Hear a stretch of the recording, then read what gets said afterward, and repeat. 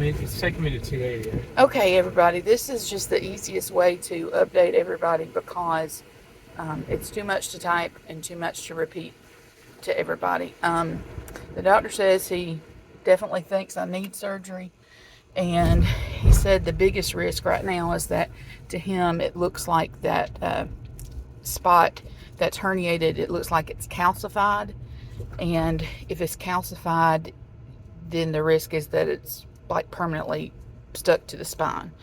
Um, and it just poses a greater risk. The longer it stays, the more risk there is to have other complications, right? And anyway, so we're talking about doing the procedure um, the Wednesday before Yeah. the week we're out of for Thanksgiving, so I think that's October 20th. But he has to get ENTs and um, I can't remember what all other kinds of doctors involved, he said. So because of the dystonia, um, they're going to kind of do a double whammy kind of surgery where they go in the front and the back and put titanium plates in. And he said because I do have that complication, he's probably going to keep me in ICU. And I think what he said was between 4 and 5 days in ICU, and then I would get to go home. So he did say there is a 10% chance that I would not be able to sing again because he's having to go in through the front. I told Stephen I've done fine through most of this, but I about lost it when he said that. And he said there's a 1% chance that if something happens, I could be paralyzed, but that is a much smaller percentage. And he said for some people, it takes about 3 months for them to get their voice back. But it could still happen no matter, if it's a couple months down the road. There is a way they can do it where they only go in from the back, but they have to pull all the muscles away from the spine to do that. He said it's much, much more painful that way. And he said that would avoid my vocal cords, but because I have the dystonia, he said there's a much better success rate if they go in from the front and the back. So I don't want to say I don't have an option, but it feels like there's not a huge option. You guys have all seen me have the episodes where my neck is like completely thrown backwards and it won't let me raise up. So we don't want that to happen for sure. Am I leaving anything out? I'm driving. Steven's driving, so he doesn't know if I left anything out. We Okay. got people weaving in and out. He does not think this was caused by the dystonia, may be aggravating it, but doesn't think it's been caused by it. It's something that I've had for a long time. And don't really know why, but he's calling it spinal stenosis.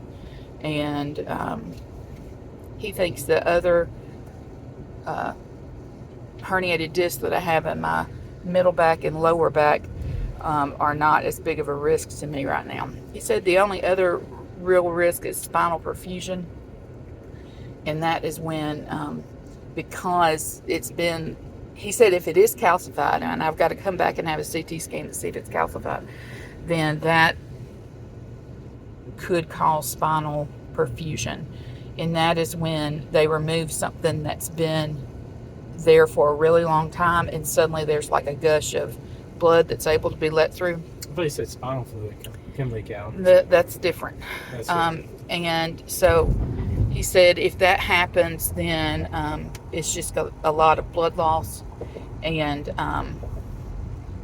then he just said it would take a little bit longer to heal, was my understanding from that one. And then there's another risk about he said it would close up on its own. Yes, it would close up on its own, but it would just take longer to heal. The other risk is if it's calcified so much that it's like stuck to the spinal cord, when they pull that off, there's a risk that it will leak spinal fluid right there. And if that happens, then they'll have to go back in. Well, they'll have to go in my lower back and do, I can't remember exactly what he told me, but they go back in with some kind of injection or something here but then they also would go in the lower back into the spinal column and do kind of like a spinal tap, but not. It drains the spinal fluid, and when it drains, then it makes more come down, and the spinal fluid coming down would block that hole. We got a lot of information today, and I hope this answers most of y'all's questions. The main question for us was, is this necessary? And he's saying it's absolutely necessary. The question was when, and he was comfortable with waiting to do it that week before Thanksgiving break. He was not comfortable when we suggested waiting until next summer. So he said, I'll be out of work for about, what do you say, 5-6 weeks, Steve? I think so. Yeah. So anyway. I knew it was in the 4 to 6 week range. Yeah, that is what we know right now. Love each one of you. Talk to you later. Bye-bye.